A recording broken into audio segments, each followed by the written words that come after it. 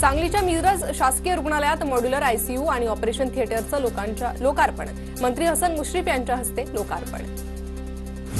राज्यातले पहिले शासकीय कॅन्सर केअर युनिट मिरजेत होणार। 250 बेडच्या कॅन्सर केअर युनिट हॉस्पिटलच्या बाबतचा प्रस्ताव मंत्रिमंडळात ठेवला जाईल।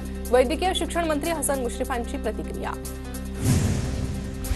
धुळ्यातील हिरे वैद्यकीय महाविद्यालयात उपचार घेत असलेल्या रुग्णाची खासदार शोभा बच्छाव यांच्याकडून विचारपूस। रुग्णाच्या उपचारासंदर्भात संबंधित आरोग्य अधिकाऱ्यांशी बच्छाव यांची महत्त्वपूर्ण चर्चा। अमरावती शहरात महानगरपालिका आजपासून ॲक्शन मोडवर। थकीत मालमत्ता कर धारकांवर आजपासून जप्तीची कारवाई होणार। 188 कोटी वसूल करण्याचं पालिकेचं टार्गेट। छत्रपती संभाजीनगरमधील तांदूळ घोटाळ्यातील मुख्य आरोपीला अटक। आरोपीला कर्नाटकातील कलबुर्गी येथून ताब्यात घेतलं। मुख्य आरोपी संजय अग्रवालला 18 तारखेपर्यंत पोलीस कोठडी। ठाण्यात बांगलादेशी घुसखोर रडारवर। 15 ठिकाणी 200हून अधिक बांधकाम मजुरांसह फेरीवाल्यांची कोपरी पोलिसांकडून ओळख परेड। रायगड जिल्ह्यात तिहेरी तलाक प्रकरणात गुन्हा दाखल। पीडित महिलेकडे 1 कोटी रुपयांसह फ्लॅटची मागणी। महाड एमआयडीसी पोलीस ठाण्यात नवरदेवासह इतर 4 जणांवर गुन्हे दाखल। नागपुरात सोन्यावर कर्ज देणाऱ्या तपासणी काणेच बँकेला गंडा घातला। ग्राहकांशी हातमिळवणी करून 73 लाखांचं कर्ज मिळवून दिलं। बँकेचे हप्ते थकल्यानंतर चौकशीअंती प्रकार उघडकीस। पुण्यात वयोवृद्ध महिलेची सोनसाखळी चोरणाऱ्याला अटक। अवघ्या 4 तासात डेक्कन पोलिसांनी बेड्या ठोकल्या। लिफ्ट देण्याच्या बहाण्यानं हिसकावली होती सोनसाखळी। अहिल्यानगरच्या कोपरगावमधील वेळापूर शिवारात बंदूक दाखवून साई भक्ताची गाडी अडवून लूटमार। घटनेत 1 लाखाचा ऐवज लंपास। कोपरगाव पोलीस ठाण्यात गुन्हा दाखल। छत्रपती शिवाजी महाराज यांच्या 395व्या जयंतीच्या निमित्तानं शिवनेरीवर आजपासून शिवजन्मोत्सव सोहळा। मुख्यमंत्र्यांच्या हस्ते आज उद्घाटन होणार। आजपासून 19 तारखेपर्यंत हिंदवी स्वराज्य महोत्सवात विविध कार्यक्रमांचं आयोजन। बदलापूरमध्ये छत्रपती शिवाजी महाराजांच्या अश्वारूढ पुतळ्याची उभारणी। 18 फेब्रुवारीला मुख्यमंत्री देवेंद्र फडणवीसांच्या हस्ते अनावरण होणार।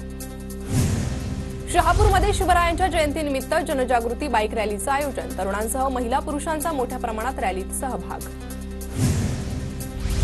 नाशिकमधील मनमाडमध्ये शिवजयंतीनिमित्त गडकिल्ले बांधणी स्पर्धेचं आयोजन। विद्यार्थ्यांनी प्रतापगड, सिंहगड, रायगडसह विविध शिवकालीन किल्ल्यांची हुबेहूब प्रतिकृती साकारली। रायगडच्या महाडमधील दौलतगडावर स्वच्छता मोहिमेचं आयोजन। स्वच्छता मोहिमेदरम्यान श्री गणेशाची पाषाण मूर्ती आढळली। मूर्ती फार जुन्या काळातील असावी असं इतिहास अभ्यासकांचं मत। जळगावच्या जामनेरमध्ये आंतरराष्ट्रीय कुस्ती स्पर्धेचं आयोजन। प्रसिद्ध कुस्तीपटू विजय चौधरीकडून विदेशी पैलवान चितपट, तर विदेशी पैलवानासोबत जिंकल्याचा आनंद खूप मोठा। विजय चौधरींची प्रतिक्रिया। धुळ्यात जनावरांच्या चाऱ्यासाठी कोथिंबीरीचा वापर। कमी भाव असल्यानं कोथिंबीर काढून विकणं शेतकऱ्यासाठी कठीण। नंदुरबार जिल्ह्यात चारा टंचाईची समस्या भासत असल्यानं शेतकऱ्यांकडून चारा साठवणूक। ऐनवेळी पैसे देऊन चारा विकत घ्यावा लागत असल्यानं शेतकऱ्यांकडून ज्वारी, ऊस आणि सुक्या चाऱ्याची साठवणूक। नंदुरबार जिल्ह्यातील फार्मर युनिट आयडी तयार करण्याला सुरुवात। शेतकऱ्यांना शासनाच्या योजनेचा फायदा व्हावा यासाठी फार्मर युनिट आयडी बंधनकारक। जास्तीत जास्त शेतकऱ्यांनी फार्मर युनिट आयडी काढण्याचं कृषी विभागाचं आवाहन।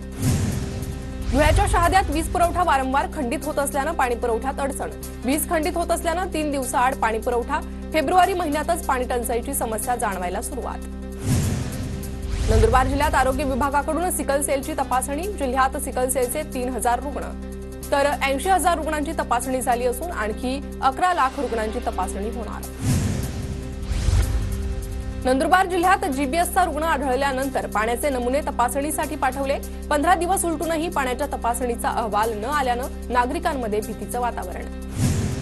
नागपूर रेल्वे स्थानकावर मालगाडीला आग। मोठी दुर्घटना टळली। आगीवर नियंत्रण मिळवण्यात यश। रेल्वे अधिकाऱ्यांच्या तत्परतेमुळे अनर्थ टळला।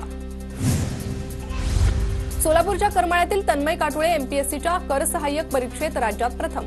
तन्मयचं सर्वत्र कौतुक।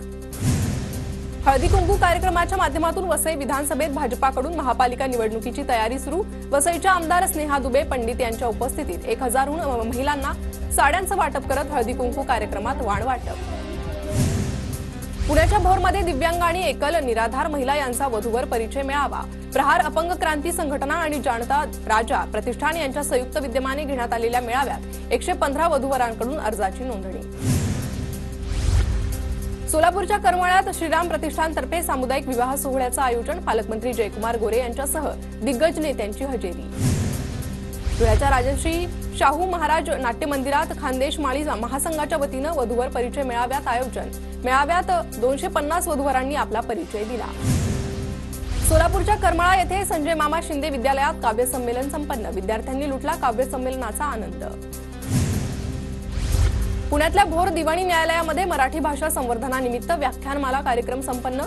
कार्यक्रमात मराठी भाषेच्या इतिहासाची माहिती देण्यात आली।